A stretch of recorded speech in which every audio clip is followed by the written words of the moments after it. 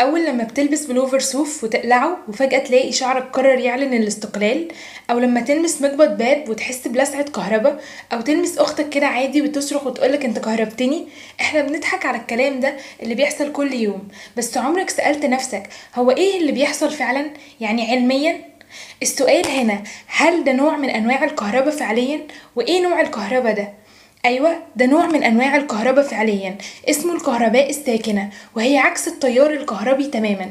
قبل ما أفسرلك اللي بيحصل هيكون عندك تساؤل: هل الكهرباء اللي حكيتي عنها اللي حصلت في شكل انتقال منك لشخص آخر، أو لما حسيت بلسعة لما مسكت المقبض بتاع الباب، ليها لازمة وتطبيقات عملية، ولا مجرد ظاهرة هنفككها فقط وملهاش لازمة في حياتنا؟